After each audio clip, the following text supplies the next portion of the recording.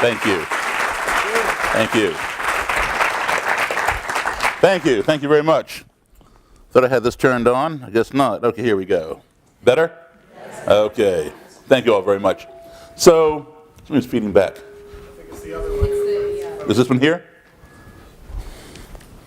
Let's see what I can do about that. Huh? There's a switch at the base of that. Let me just turn this one off. Yeah.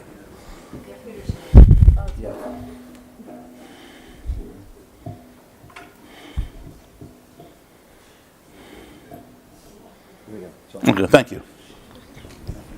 So I'll start by just giving you a little bit of background on myself so you understand where I'm coming from and why I've done some of the things that I've done. First of all, I'll be 61 years of age next month. But when I was a kid, I was a child of parents in the U.S. Foreign Service. So I did a lot of traveling overseas. You get assigned to a country for 2 years. You come back home here to the States. You're here for a few months, maybe a year. Then you get reassigned to another country overseas. Back and forth every 2 years. I lived 10 years in Africa.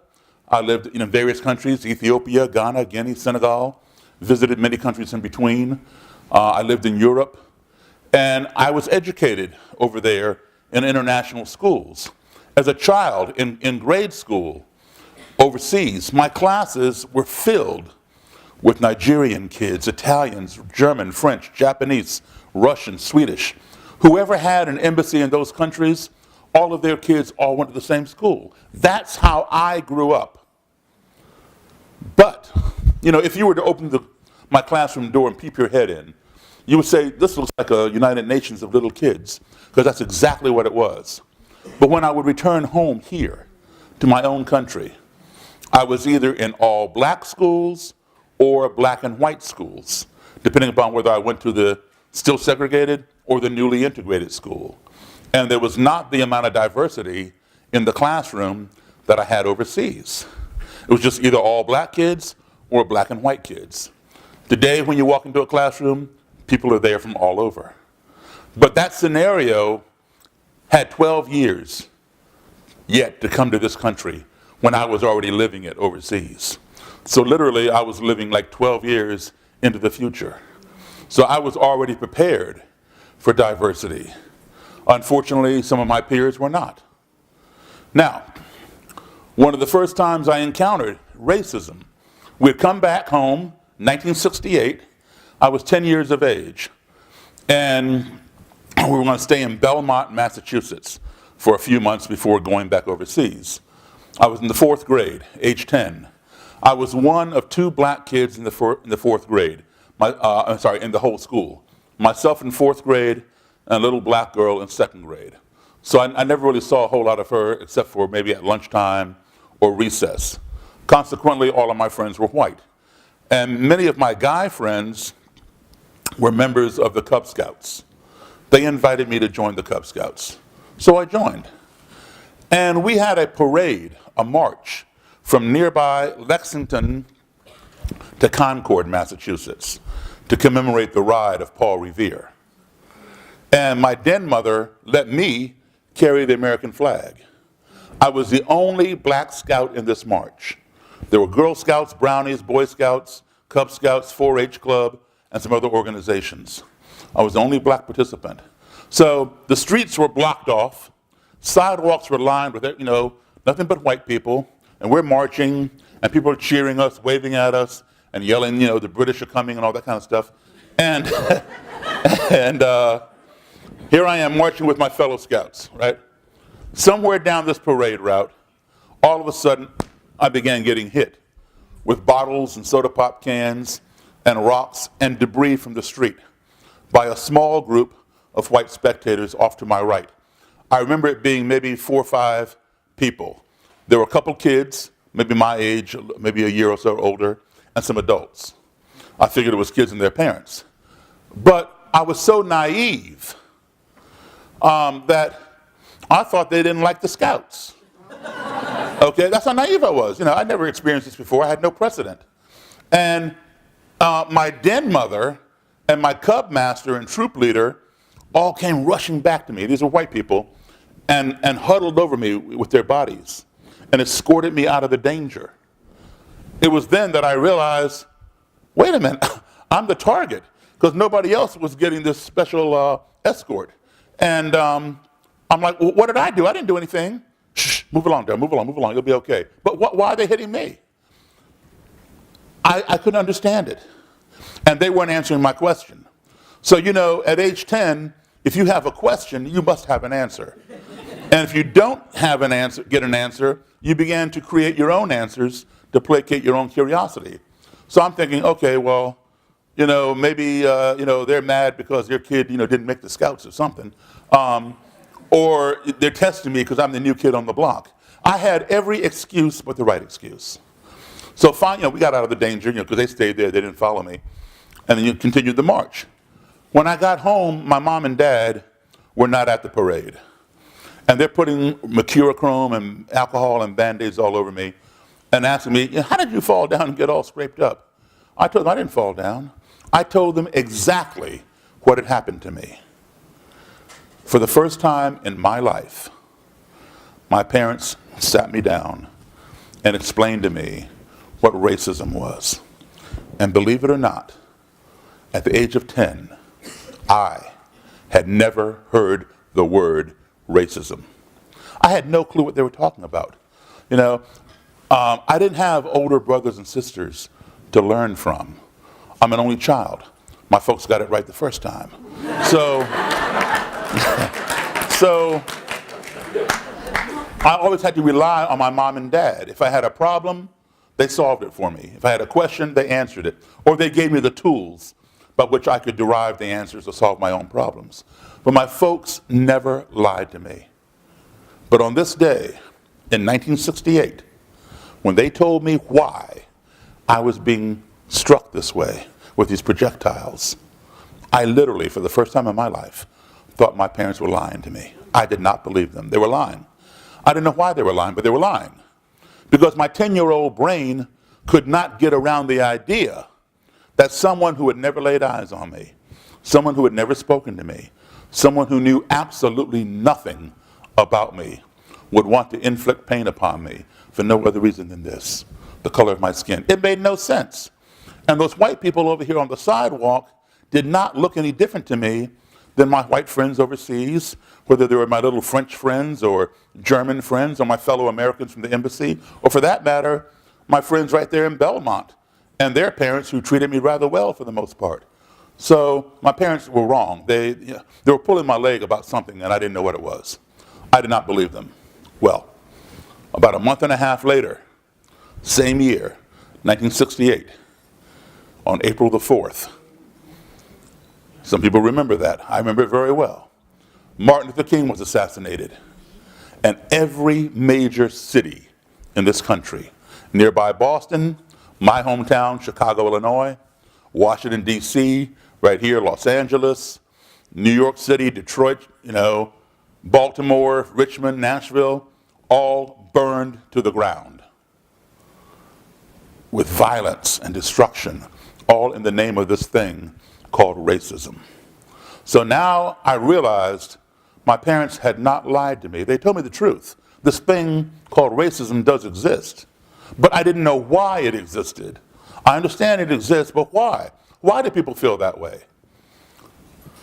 They didn't have an answer.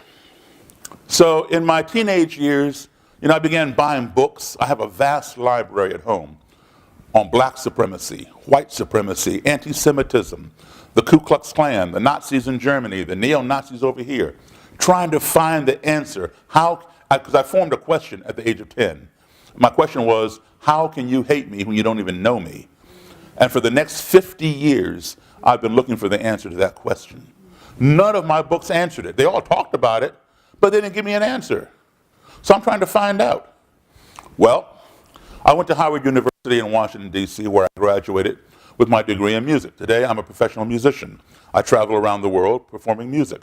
Between traveling with my mom and dad as a little kid in the Foreign Service, when you combine those travels with my travels as an adult musician, I have been in a total of 56 different countries on 6 continents.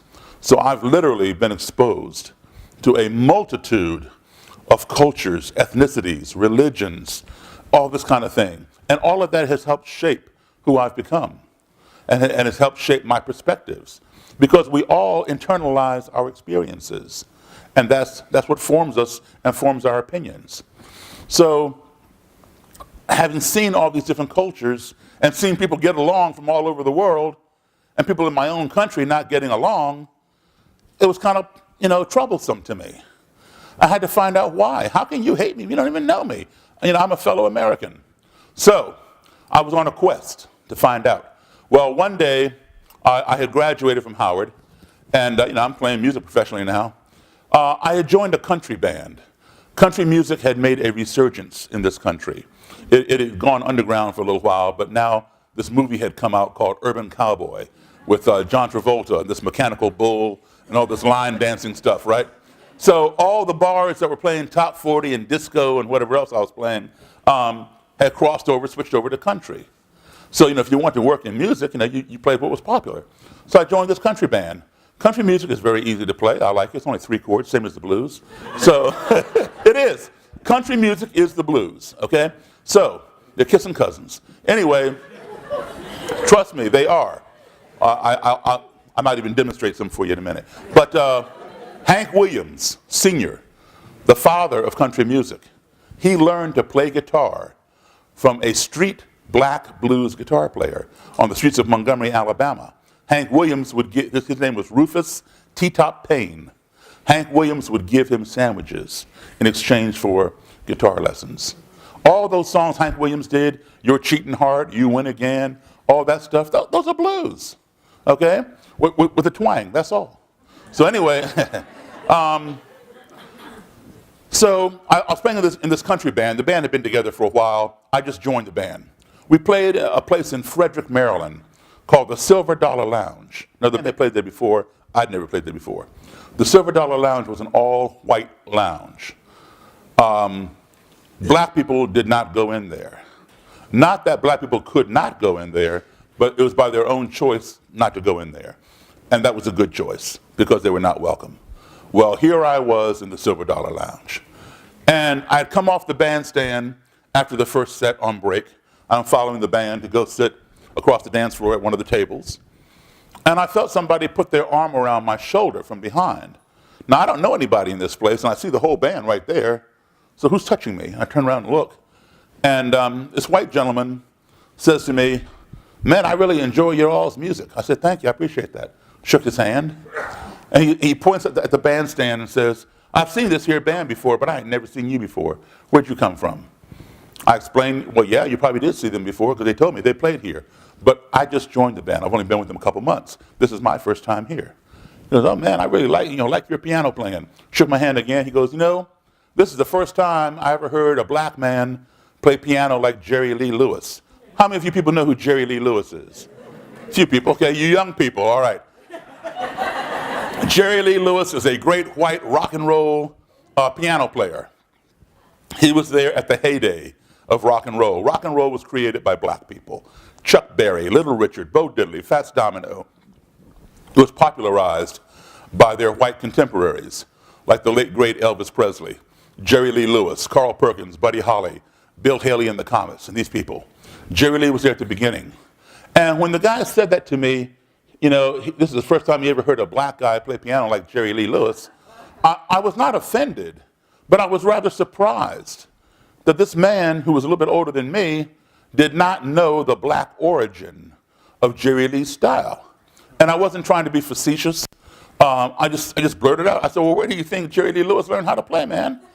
And he said, "What are you talking about?" I said, "Well, Jerry Lee learned to play that style from the same place I did, from black, blues, and boogie-woogie piano players. That's where that rockabilly rock and roll came from." "Oh, no, Jerry Lee invented that. I ain't never heard no black man play like that except for you." Well, we argued back and forth. I told him, I said, "Look, man, I know Jerry Lee Lewis. Jerry Lee Lewis is a very good friend of mine. He's told me himself where he learned how to play."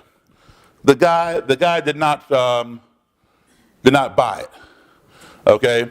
Now I didn't have these pictures on hand with me at the time, in my pocket. But let's see here. Where are we? Huh? Oh, you see it? Okay.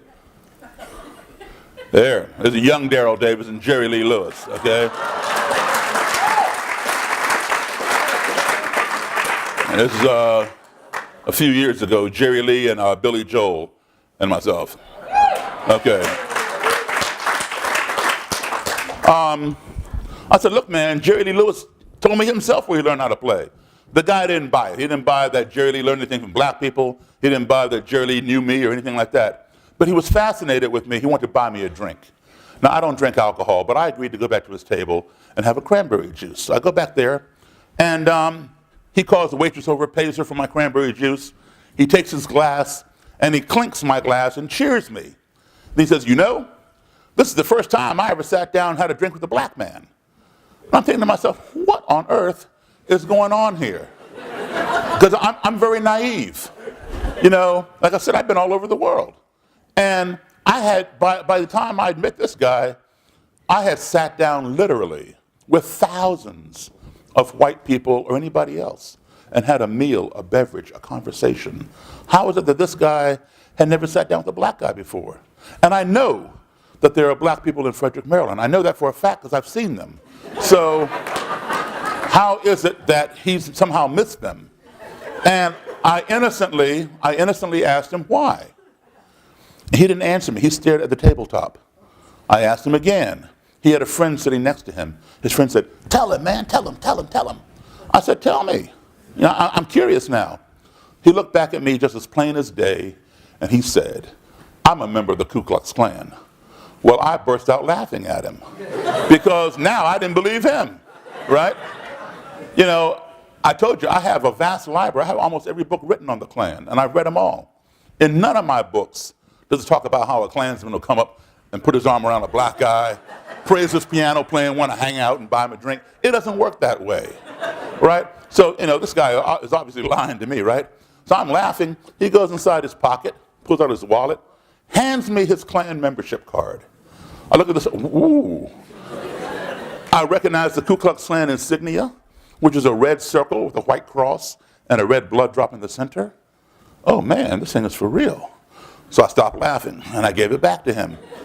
And we talked about the Klan and some other things. And he gave me his phone number. He wanted me to call him anytime I was to return to this bar, because he wanted to bring his friends, you know. His friends to see this black guy play piano like Jerry Lee. So I said, okay. I'd call him every 6 weeks, because we're on a rotation there every 6 weeks for the weekend with different bands. And I'd call him on a Wednesday or Thursday and say, hey man, you know, we're playing down at the Silver Dollar, come on out. He'd come, he'd bring Klansmen and Klanswomen. You know, they come in regular clothes, not their Robin Hood. And they would stand around the bandstand and watch me play with the band. They'd get out there and dance to our music. And then on the breaks, you know, I'd go over to his table, say hello. Some of the Klan were curious about me. They wanted to meet me, and they'd stay there and talk to me and meet me. Others, they saw me coming, they'd get up, take off, go stand in the back of the room. They wanted nothing to do with me, just to look at me from afar, you know, not close up. So, you know, that was fine. Well, you know, I later quit that band, and I went back to playing rock and roll and blues and whatever else was going on. And it dawned on me, wait a minute. The answer fell into my lap, and I didn't take it. There was the answer to my question that had been plaguing me since age 10. How can you hate me when you don't even know me? Who better to ask than someone who would join an organization who has practiced hating people for 150 years?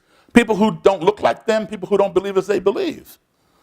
I should get back in contact with that Klansman and get him to hook me up with the leader of the Klan here in Maryland. A state leader is called a Grand Dragon. Okay? Like we would call a state leader a governor. They call theirs a Grand Dragon. A national leader, what we call the president, they call that the Imperial Wizard. Anybody who is prefixed with the word imperial means national level. An Imperial Wizard is the president. An Imperial Caliph is like the vice president. And then you have secretaries and treasurers and all that. And then next down, you have the state level, what we call a governor. A Grand Dragon, anybody grand is on the state level. A Grand Dragon is like a governor. A Grand Caliph is like a lieutenant governor. Then below that, again, secretary, treasurers. Below that, you have the county level. The county leader is known as the Great Titan. Anybody great is on the county level. Within the county, you have districts. We call a district leader a mayor, a councilman, an alderman. They call that person an exalted cyclops. And below that are just rank and file members. So I want to get in contact with the Grand Dragon of Maryland. I figure there had been no books written on the Ku Klux Klan by black authors. Okay? They'd only been written by white authors. Now, there have been a couple books written by black authors, 2 books that dealt with the Klan, but each author detailed how he escaped a lynching, one in the 1930s and one in the 1940s, but not from the perspective of sitting down face to face and interviewing their would-be lyncher. That's what I wanted to do. I want to ask somebody, why would you lynch me? How can you hate me? So I wanted this guy to fix me up, with his Grand Dragon. Well, I dug out his phone number. I hadn't seen him in a long time because, I had no reason to go to Frederick other than to play. It wasn't like I went up there just to hang out with the Klan. So I called the number. It had been disconnected. It took me a little while to track him down. Turns out he had moved. He didn't have a phone, but he had an address. I got the address, but there was no way for me to contact him to let him know I'm going to come over and talk to him. So I just showed up at his apartment one evening, and I knock on the door. He opens the door. He says, "Daryl, what are you doing here?" He stepped out into the hallway, looks up and down to see if I brought anybody, right? Well, when he stepped out of his apartment, I stepped in. So he turned around, he came back in, he goes, "What's going on, man? Are you still playing?" I said, yeah, I'm still playing, but listen, I need to talk to you about the Klan. He goes, "The Klan? I quit the Klan, man." And we talked about that for a little bit. I said, "Listen, do you know Roger Kelly?" "Yeah, Roger Kelly was my Grand Dragon." I said, "Well, listen, I need you to hook me up with Mr. Kelly. I'm writing a book on the Klan, and I want to start here in Maryland, interview Mr. Kelly. I'm going to go up north, go down south, go to the Midwest, go to the West, and interview different Klan leaders and different members and write this book." "Oh, Daryl, I can't do that. We both get in trouble." He was fearful. If you were to take a black man to this Grand Dragon, we both would have some problems. I begged and pleaded with him to give me Mr. Kelly's number. He didn't want to do it. After about 20 minutes of begging and pleading, he finally consented to giving me Mr. Kelly's phone number and his home address. And on the condition that I not tell Mr. Kelly where I got his personal information. I said, "Okay." And he warned me. He said, "Daryl, do not go to Roger Kelly's house. Roger Kelly will kill you."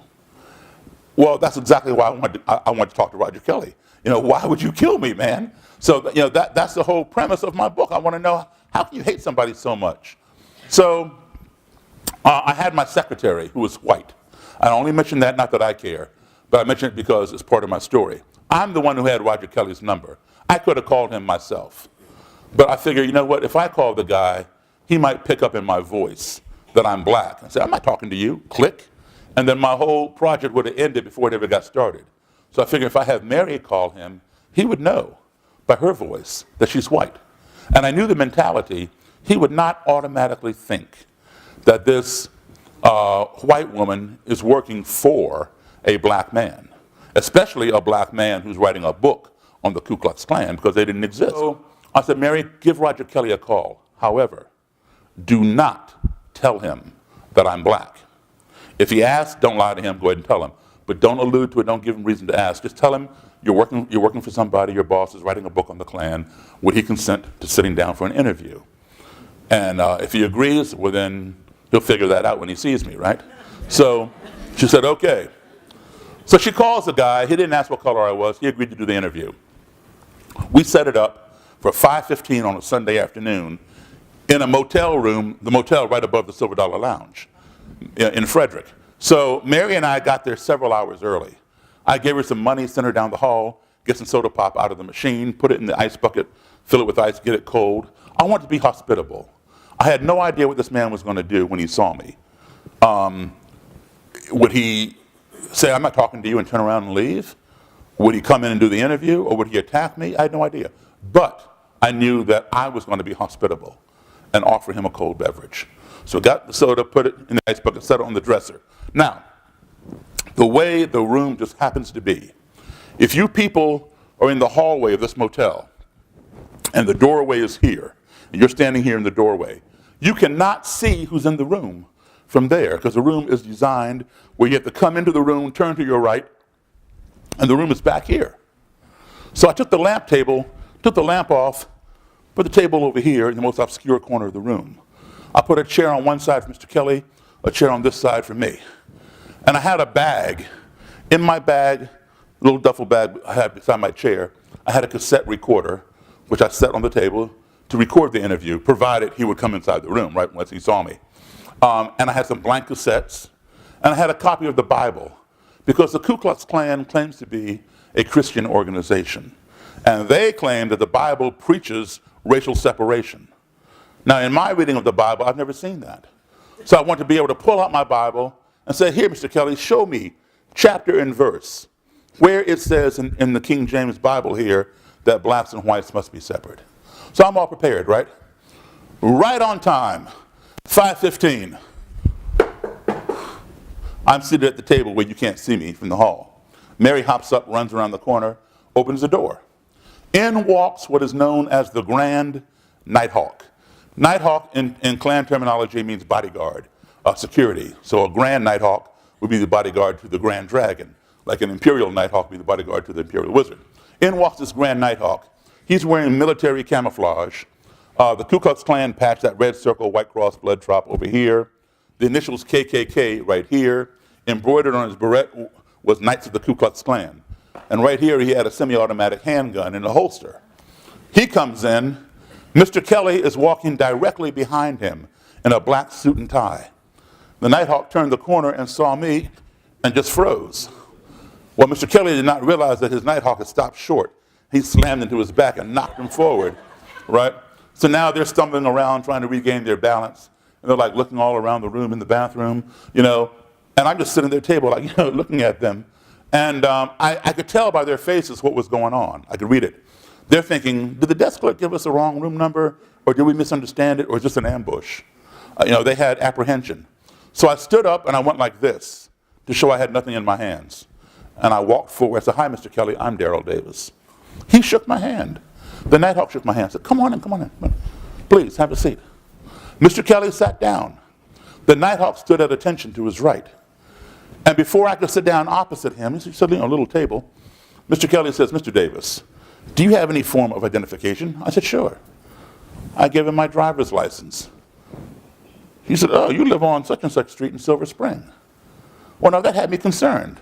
Why is he reading my street? Is he going to come to my house and burn a cross? I mean, what's up, right? All he has to do is just look at my name, look at my picture, look at me, make sure it matches, and give me back my license, not be reading my address. So I did not want to let him know that he had unnerved me a little bit.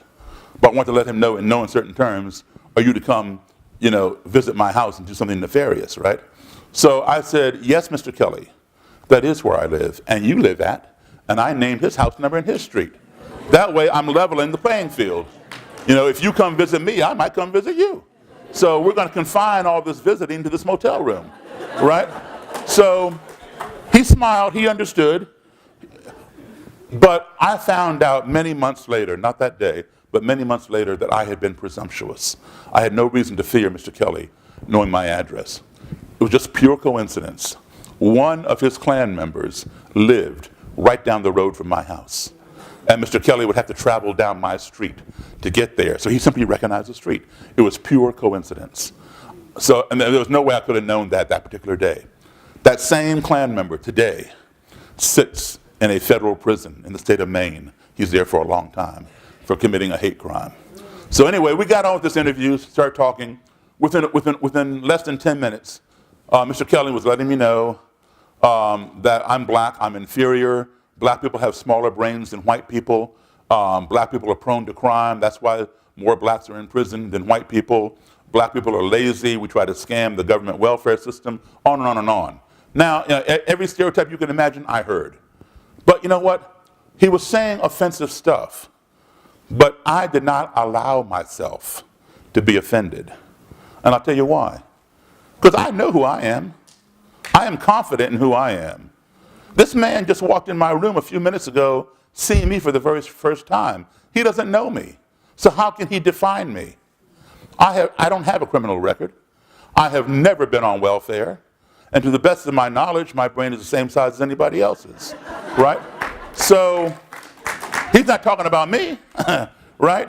So why should I be offended? He's just spewing garbage. So I just let him spew it, you know?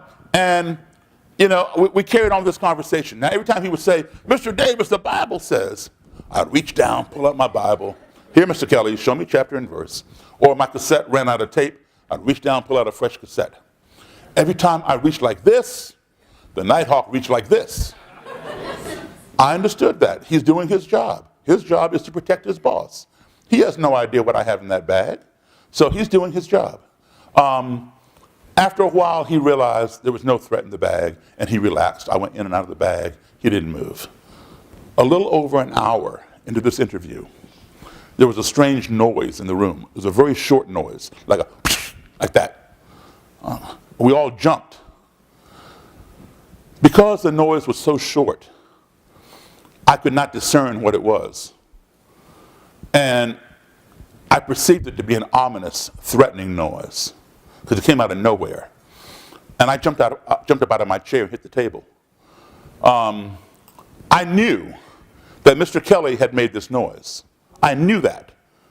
Why? Because I didn't make it. So if I didn't make it, he had to have made it. And because I could not discern it, like I said, I perceived it to be threatening and ominous. I'm hearing in the back of my head that other Klansmen, former Klansmen, telling me, Roger Kelly will kill you. So I'm hearing that voice, and I'm wondering, what did I just say? What did I just do to cause him to go off and make some weird noise? So I feared for my life. And when you fear for your life, you will go into what's called survival mode. And in survival mode, you can only do one of four things.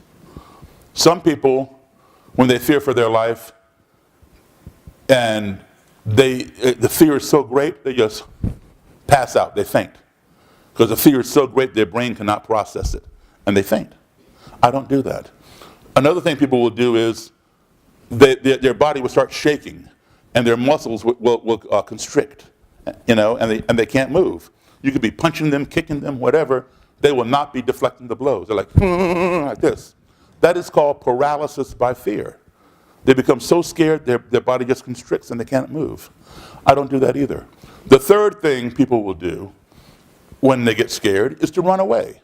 That is your best option, to as quickly as you can separate yourself from your source of fear. Boom, you know, go somewhere, leave the fear there. I would have done that had that been an option. But there's no outrunning a bullet in a motel room. So, and I'm not armed.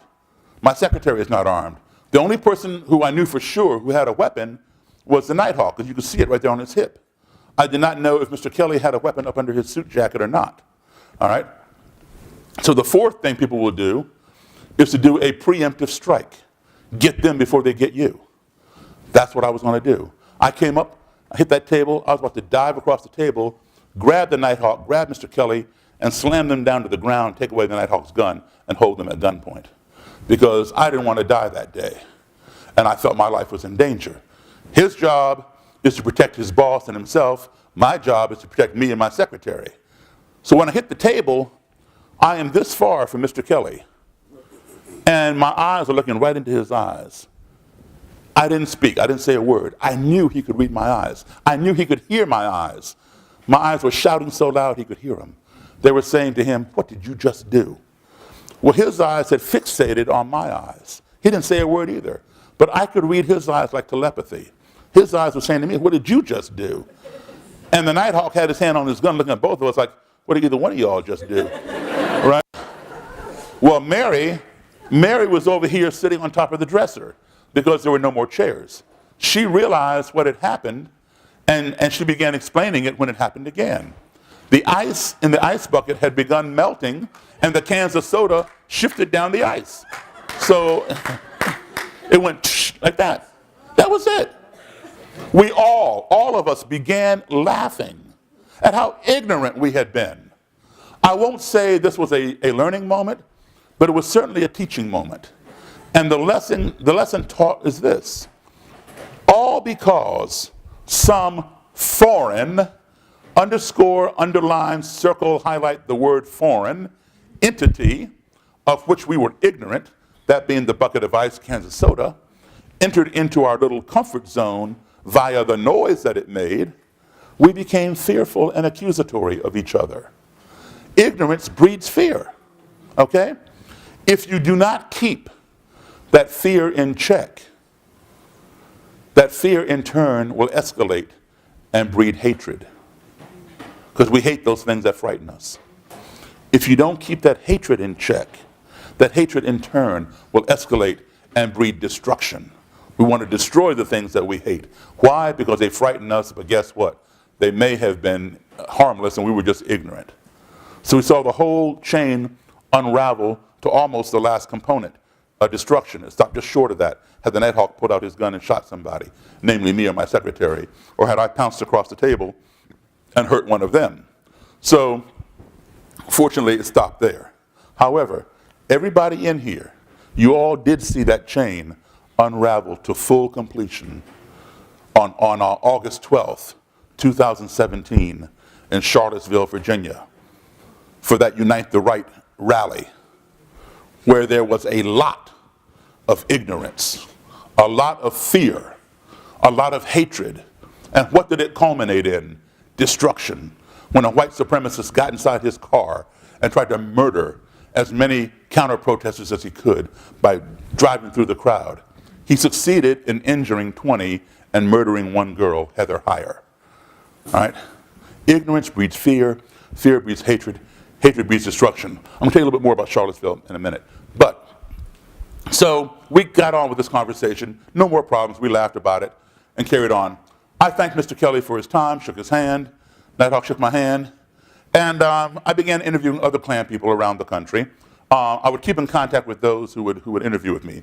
There were some who did not want to talk to me. There were those who agreed to talk to me. Then when I showed up, they saw I was black. They changed their mind. There were a couple who wanted to fight me, and we fought. I won, both in the street and in court. And one of them who attacked me and I beat him up, he later came back to me and apologized and talked to me. But anyway, I would keep in contact with all of them who would talk to me, including Mr. Kelly. And I would call Mr. Kelly and say, hey man, what are you doing? If he said nothing, I'd say, come run this errand with me.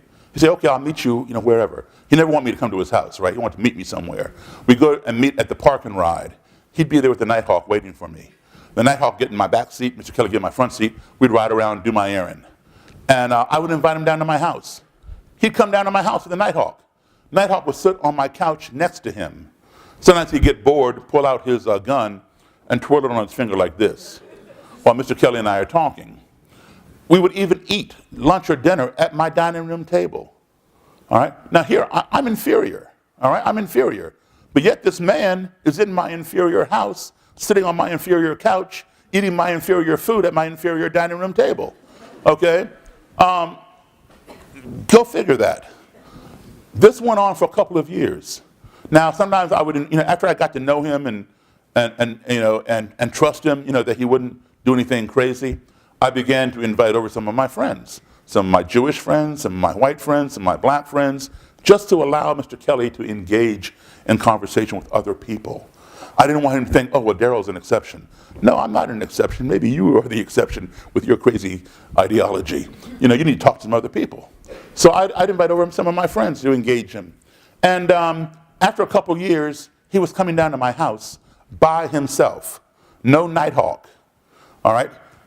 He trusted me that much. He never invited me to his house. But after a couple years, he got promoted from Grand Dragon state leader to Imperial Wizard, national leader. He began inviting me to his house. I'd go to his house, I'd see his Klan den, we'd have his Klan meeting, take some pictures, take some notes from my book. Then he began inviting me to Klan rallies. I'd go to these Klan rallies, have all these Klansmen and Klanswomen with their robes and hoods, and some big wooden cross. Wooden cross is wrapped in a burlap. The burlap has been soaked in what they call Klan cologne, which is actually diesel fuel, kerosene, right? And they have these torches. The torches are lit. They make this big circle around this wooden cross. And they move around in a counterclockwise circle until either the Grand Dragon or Imperial Wizard or one of the other leaders shouts, "Klansmen, halt!" And they all stop. And he'll say, "For my God," and they all repeat, "For my God." "For my race, for my race, for my country, for my country, for my clan, for my clan. White power, white power." Klansmen approach the cross. They all close in on the cross. Klansmen light the cross. And they throw their torches at the base of the cross and whoosh, this big cross is aflame. And they stand around and they admire this cross and they give some speeches, and then the rally is over. See, this is one rally in Maryland. There. That was about 20 years ago. This one was about maybe three or 4 years ago in Missouri, towards the end of the rally. There. Okay, so, that's what you'll see. CNN, cable news network, they knew who I was through music. I played piano for the great Chuck Berry, the man who invented rock and roll, for 32 years. Not every gig, but a lot of gigs. So they knew who I was in music. They knew who Roger Kelly was from the Klan, and they got wind of this black musician and this Klan leader, getting together. So they wanted to do a story. So they got in contact with me and said, hey, is it cool, can we, do a story on you? I said, sure. They said, when's the next time you're going to a Klan rally? I said, well, I'll call you and let you know. So opportunity came, Roger Kelly invited me to a rally, and I called CNN. I said, hey, I'm going to this rally on Saturday, whatever the date was that particular summer. And they said, okay, cool, we want to go. Are you performing anywhere with your band the night before, Friday night? I said, yeah. So they came out to the club where we were playing, and they filmed my band to show what I normally do. And then Saturday morning, CNN came to my house, and they followed me 2 hours up the road to this Klan rally. And they said, do you think Roger Kelly will even talk to us? I said, I'll do better than that.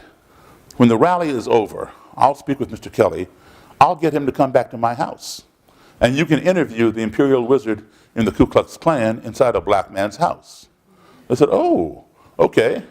So they filmed the rally. When the rally was over, I spoke with Mr. Kelly, told him what was up, and he said, yeah, he'd come back.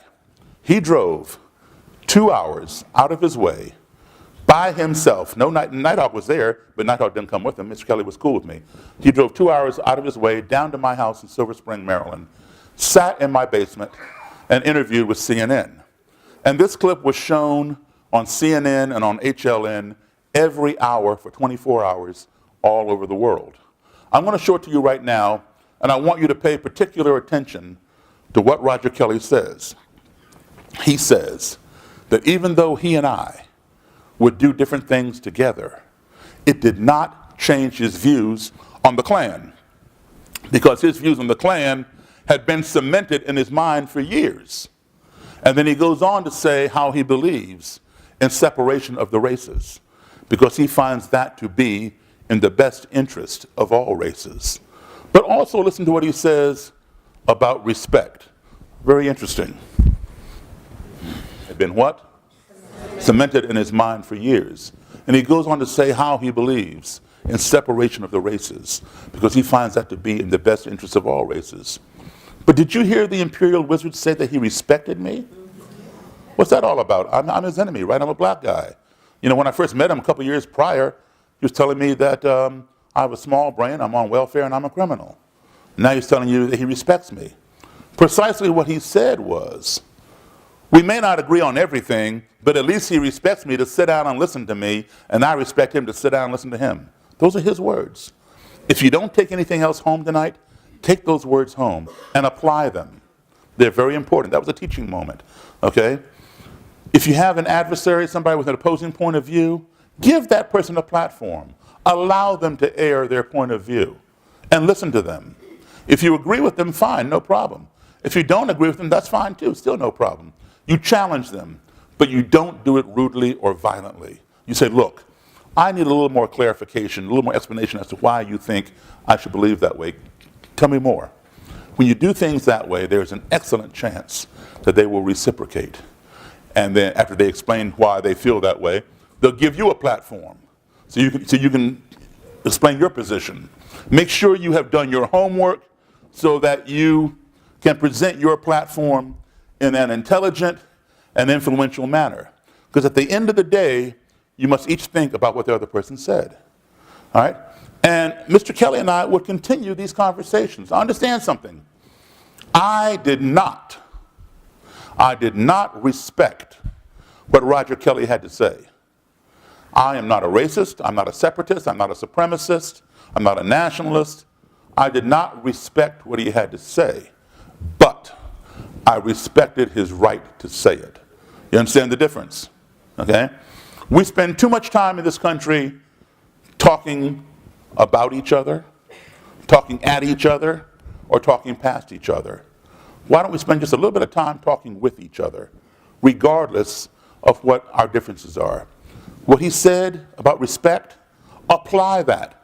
It doesn't have to be on the topic of race. It could be about anything. Anything upon which you're on one side, somebody else is on the other side. Abortion, the current presidency, nuclear weapons, global warming, the war in the Middle East. You have your opinion, they have their opinion. Talk with each other and listen to each other. We continued these conversations, and we still do, okay? Over time, that cement that he talked about, that held his ideas together, began to get cracks in it.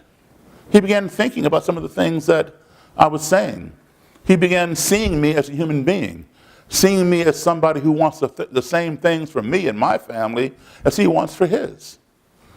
That cement cracked so much, it crumbled, and his whole ideology fell apart. And Roger Kelly quit the Ku Klux Klan.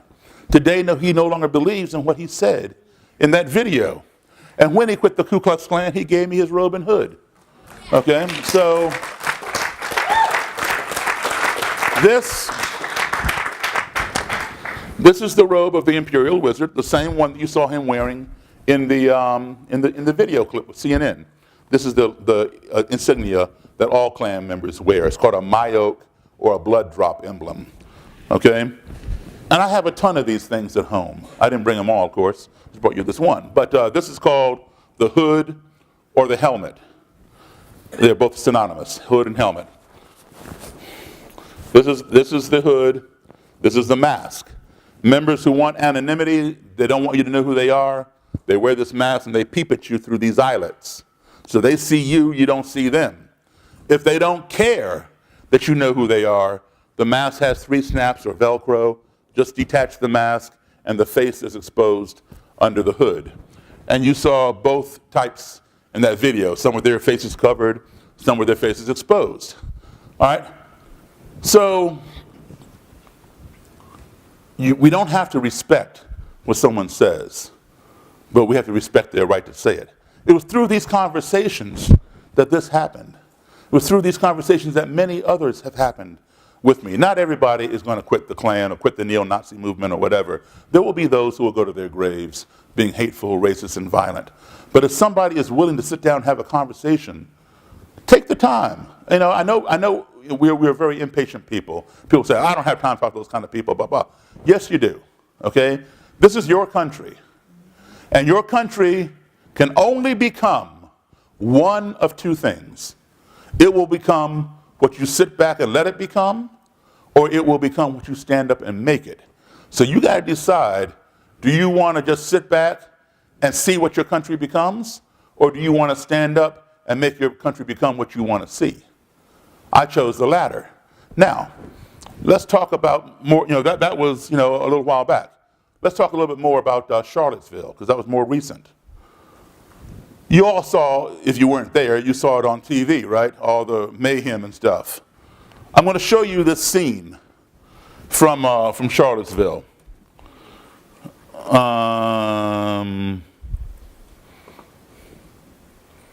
Well, first let me show you this. This picture here. All right, what's going on here?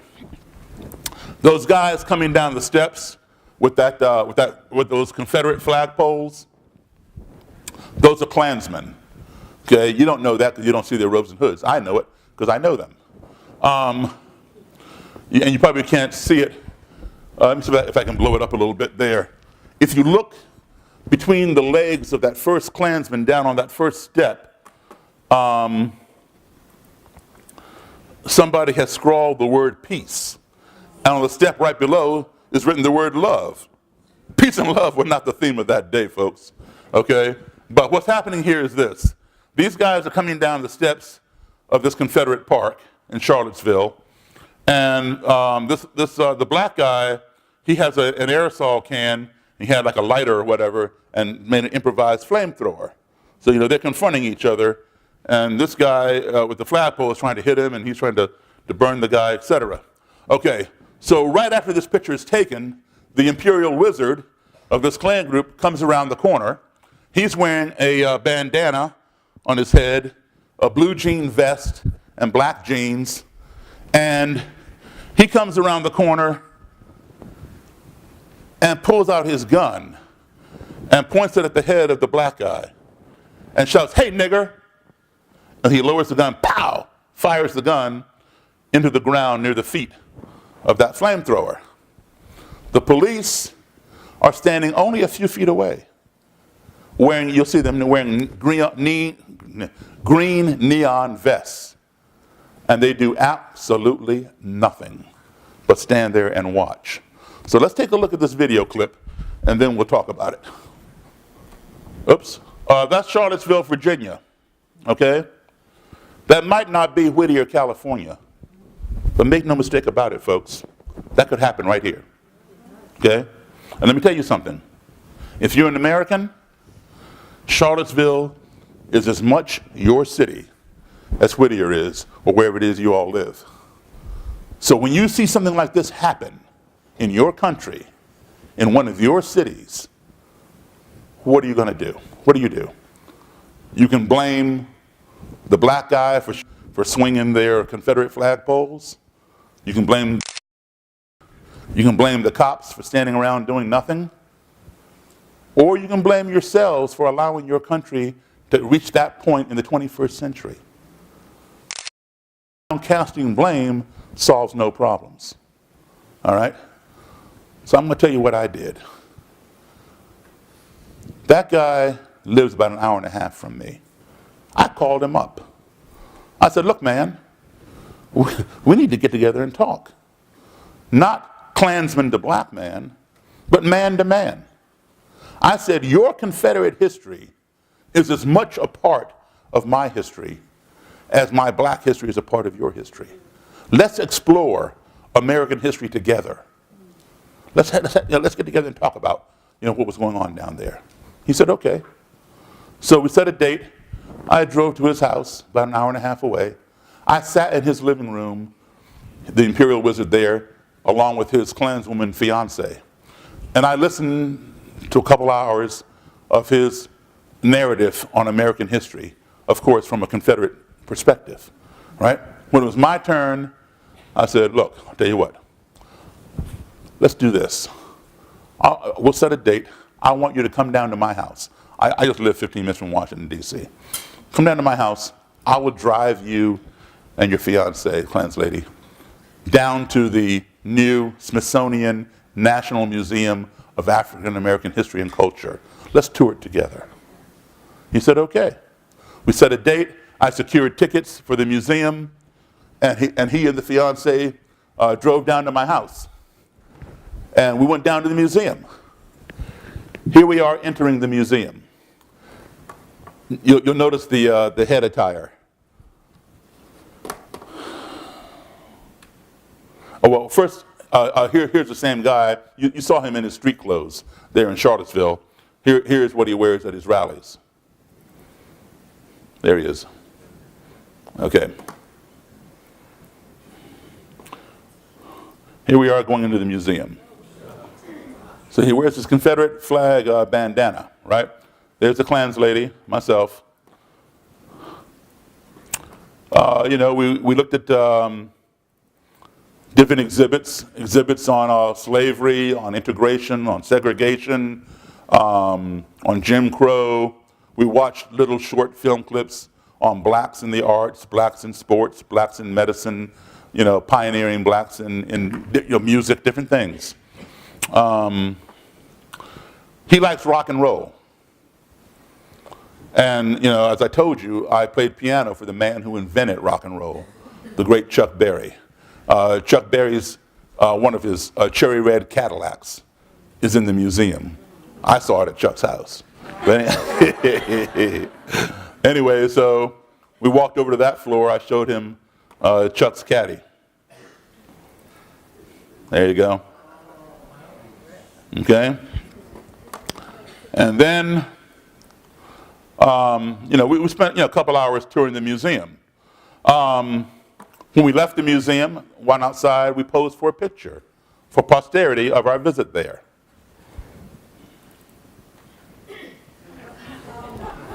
That's much different than what you saw in Charlottesville, okay?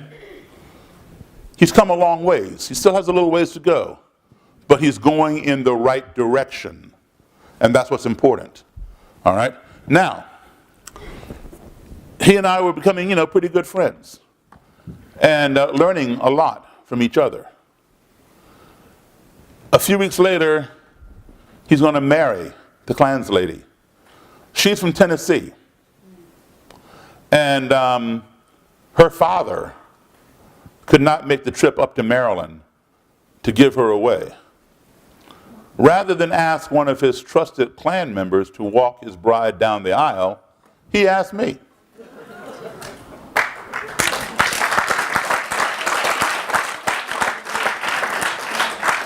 So I did it. Okay? See his Confederate flag up there in his bedroom window? All right, there she is. We walked down, he got married in his backyard. So, there, let's see. Now, let me show you this. There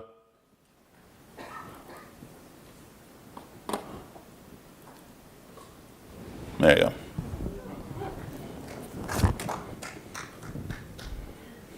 As you stand in the presence of God, it was Davis giving something away.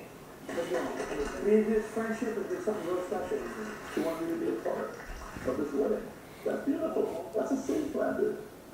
So he had told CNN a while back he would be buried in his robe. I'll guarantee you I will have that robe. All right?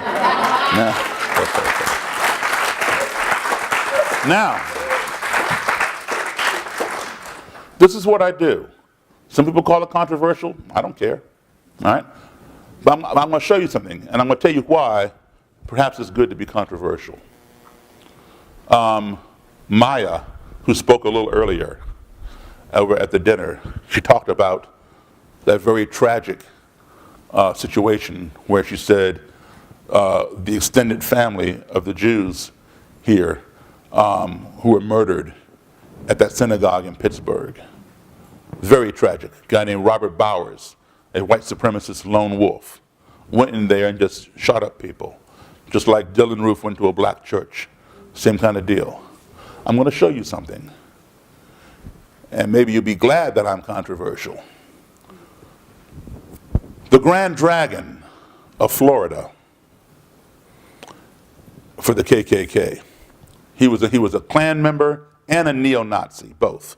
He had this Klan emblem tattooed on one side of his chest and a swastika tattooed on the other side. He hated Jewish people. He hated black people. And I'm going to show you a little bit of a clip from him. How many of you all saw on the news yesterday about that guy from the Coast Guard who'd been there for years? Okay, one of our military people, right? Stockpiling weapons. He was going to shoot up everybody. Murder journalists and Democrats and so forth and so on, politicians. These are called lone wolves. Okay? Don't think just because we have a military they're not in there. Yeah, they're in there. All right? This guy that I'm going to show you, he was a chief petty officer. Take a look at him and see what he became. And you're going to see his hatred for Jewish people. He says, all Jews are homosexuals and they should all be exterminated, every last one of them. So let's take a look at him.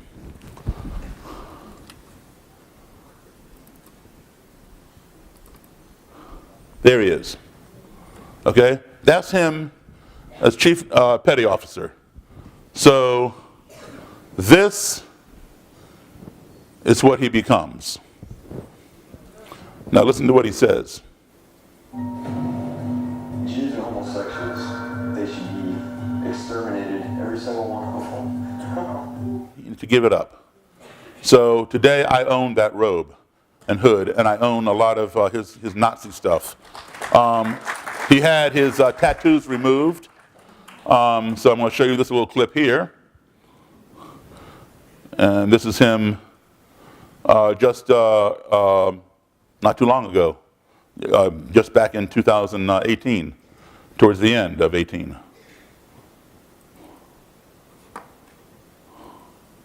Meaning what you came for. Granny Dragon Room.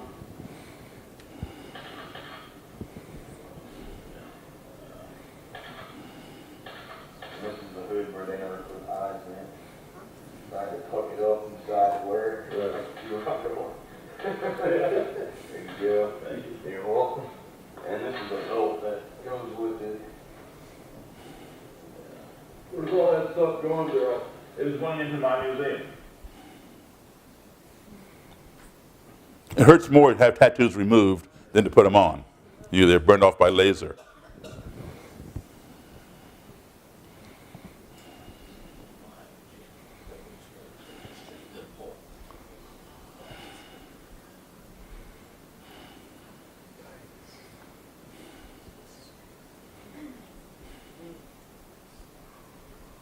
Up near me, she wanted to come down and meet this guy.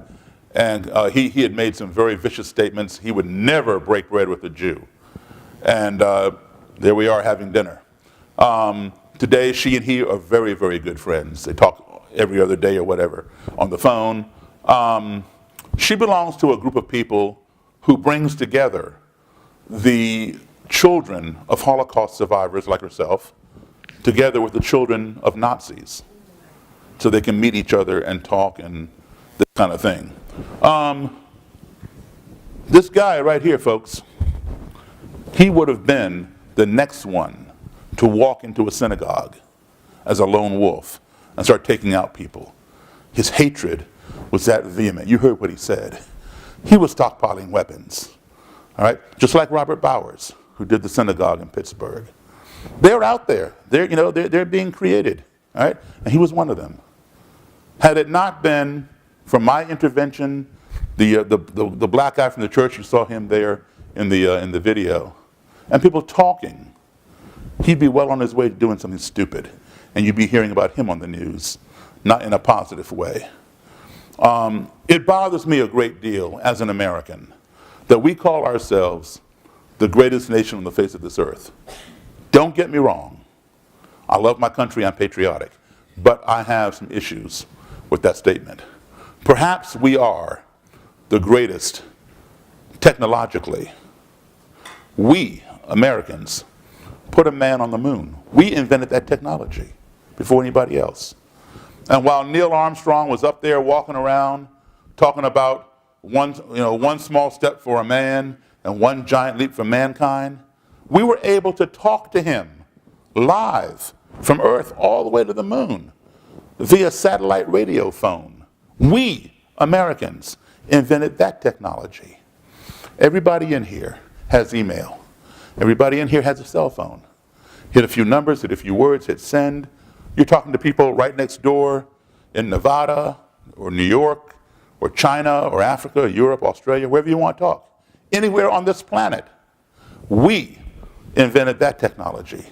So how is it that we as Americans can talk to people as far away as the moon or anywhere on the face of this earth, but yet so many of us have difficulty talking to the person who lives right next door because they're a different color, they're a different religion, they're a different persuasion, they're a different whatever. It seems to me that before we can call ourselves the greatest, our ideology needs to catch up to our technology. And once we get them both up there, then we can truly brag about how great we are. You heard the two desk anchor people on CNN. They implied that I was strange. Okay, well, you know what? That's okay. That's okay, because you know what? If being strange causes people like him and this guy to give up stuff like this, we all need to be strange, okay?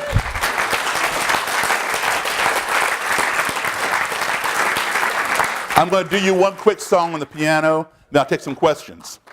I don't remember what song it was that I was playing back then at the Silver Dollar Lounge that prompted the Klansman to come over and start talking about, he never heard a black man play like Jerry Lee. Well, I do remember Come On Over Baby, Whole Lot of Shaking Going On, stuff like that, that rollicking piano, that's Jerry Lee.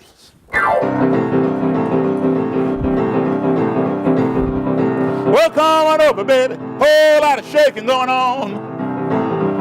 Yeah, come on over, baby, baby, you can't go wrong. I ain't faking, whole lot of shaking going on. Yeah, come on over, baby, we got shaking in the barn. Whose barn? What barn? My barn. Come on over, baby, really got the bull by the horn. I ain't faking, whole lot of shaking going on. I said, shake, baby, shake, shake, baby, shake, shake. Oh, you can shake it one time for me, baby, shake. Come on over, whole lot of shaking going on. Oh, let's go one time.